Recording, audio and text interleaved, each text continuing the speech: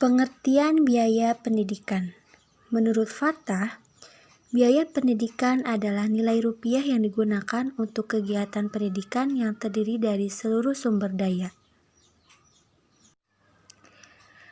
Prinsip-prinsip manajemen keuangan pendidikan menurut Khoiriyah, dalam sudut pandang mikro, manajemen keuangan di lembaga pendidikan perlu memperhatikan sejumlah prinsip. Undang-Undang Nomor 20 Tahun 2003 Pasal 48 menyatakan bahwa pengelolaan dana pendidikan berdasarkan pada prinsip keadilan, efisiensi, transparansi, dan akuntabilitas publik. Di samping itu, prinsip efektivitas juga perlu mendapatkan penekanan. Berikut ini dibahas masing-masing prinsip tersebut, yaitu transparansi, akuntabilitas, efektivitas, dan efisiensi. Yang pertama ada transparansi. Transparan berarti adanya keterbukaan. Transparan di bidang manajemen berarti adanya keterbukaan dalam mengelola suatu kegiatan. Di lembaga pendidikan, bidang manajemen keuangan yang transparan berarti adanya keterbukaan dalam manajemen keuangan lembaga pendidikan, yaitu keterbukaan sumber keuangan dan jumlahnya, rincian penggunaan, dan pertanggungjawabannya harus jelas, sehingga bisa mempermudah pihak-pihak yang berkepentingan untuk mengetahuinya. Transparansi keuangan sangat diperlukan dalam rangka meningkatkan dukungan orang tua, masyarakat, dan pemerintahan dalam penyelenggaraan seluruh program pendidikan di sekolah. Di samping itu, transparansi dapat menciptakan kepercayaan timbal balik antara pemerintah, masyarakat, orang tua siswa, dan warga sekolah melalui penyediaan informasi dan menjamin kemudahan di dalam memperoleh informasi yang akurat dan memadai. Orang tua siswa bisa mengetahui berapa jumlah uang yang diterima sekolah dari orang tua siswa dan digunakan untuk apa saja uang itu. Perolehan informasi ini menambah kepercayaan orang tua siswa terhadap sekolah. Yang kedua, ada akuntabilitas. Akuntabilitas adalah kondisi seseorang yang dinilai oleh orang lain karena kualitas performance-nya dalam menyelesaikan tugas untuk mencapai tujuan yang menjadi tanggung jawabnya. Akuntabilitas di dalam manajemen keuangan berarti penggunaan uang sekolah dapat dipertanggungjawabkan sesuai dengan perencanaan yang telah ditetapkan. Berdasarkan perencanaan yang telah ditetapkan dan peraturan yang berlaku, maka pihak sekolah membelanjakan uang secara bertanggung jawab. Pertanggungjawaban dapat dilakukan kepada orang tua, masyarakat, dan pemerintah. Yang ketiga ada efektivitas. Efektif seringkali diartikan sebagai pencapaian tujuan yang telah ditetapkan. Garnier mendefinisikan efektivitas lebih dalam lagi, karena sebenarnya efektivitas tidak berhenti sampai tujuan tercapai, tetapi sampai pada kualitatif hasil yang dikaitkan dengan pencapaian visi lembaga. Effectiveness characterized by qualitative outcomes. Efektivitas lebih menekankan pada qualitative outcomes. Manajemen keuangan dikatakan memenuhi prinsip efektivitas jika kegiatan yang dilakukan dapat mengatur keuangan untuk membiayai aktivitas dalam rangka pencapaian tujuan lembaga yang bersangkutan dan kualitatif outcomes-nya sesuai dengan rencana yang telah ditetapkan. Dan yang terakhir, ada efisiensi. Efisiensi berkaitan dengan kuantitas hasil suatu kegiatan.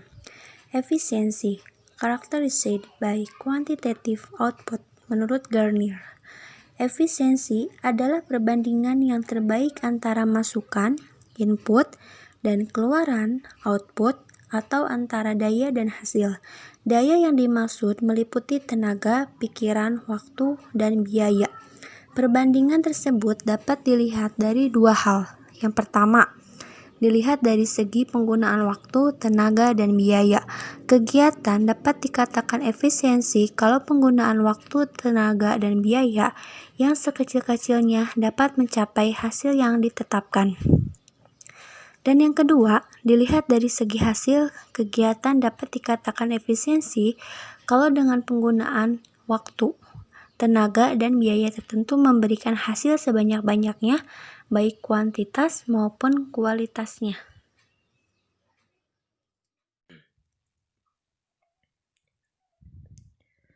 Menurut Permendiknas nomor 69 tahun 2009, itu yang termasuk ke dalam biaya pendidikan ada 5.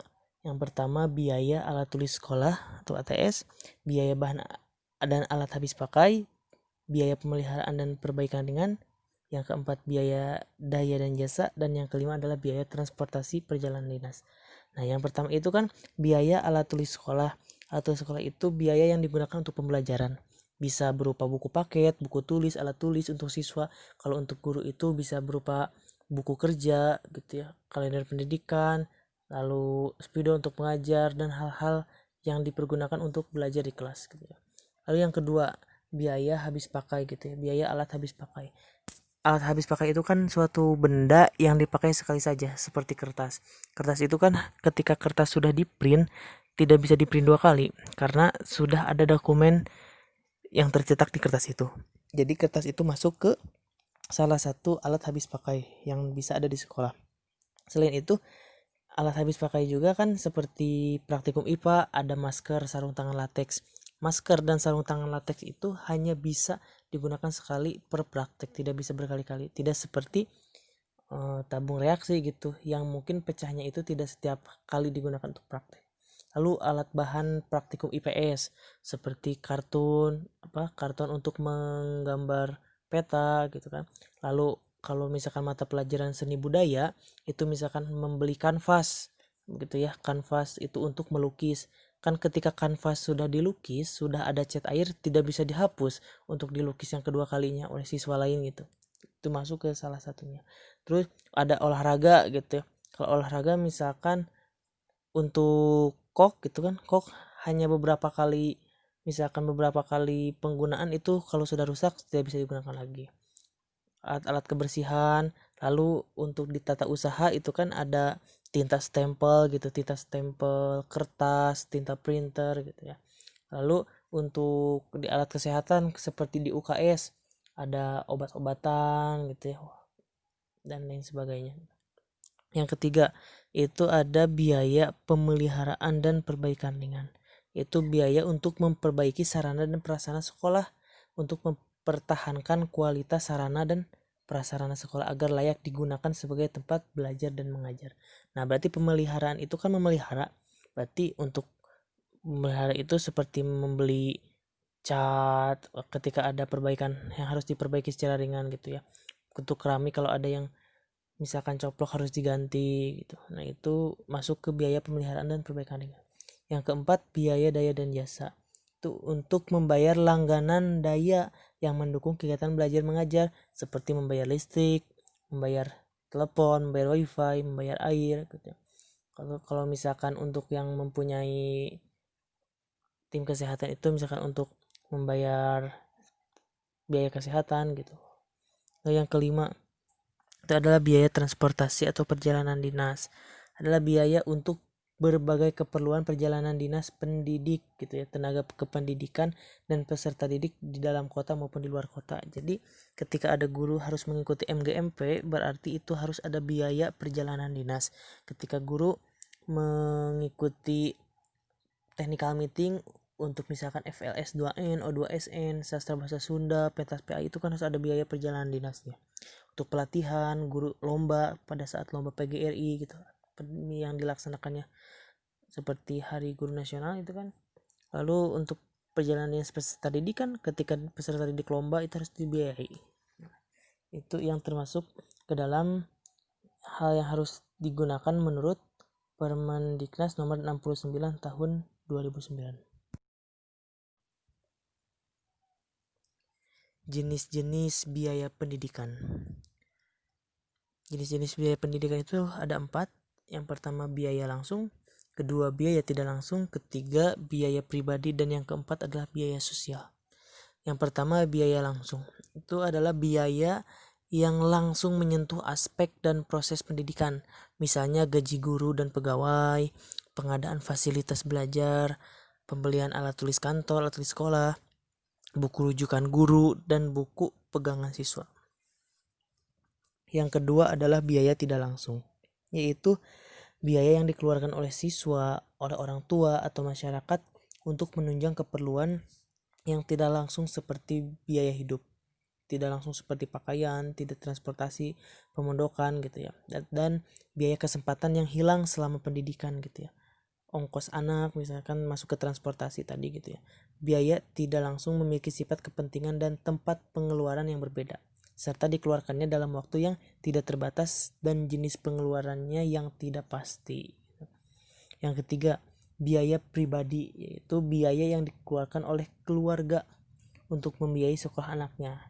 Di dalamnya termasuk biaya kesempatan yang hilang seperti jajan gitu ya, jajan anaknya.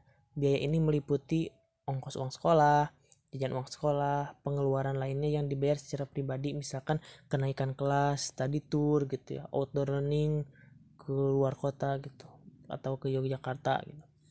Yang keempat itu adalah biaya sosial. Biaya sosial adalah biaya yang dikeluarkan oleh masyarakat untuk membiayai sekolah, termasuk di dalamnya biaya yang dikeluarkan oleh keluarga secara perorangan. Ya, namun tidak semua biaya sosial dapat dimasukkan ke dalam biaya.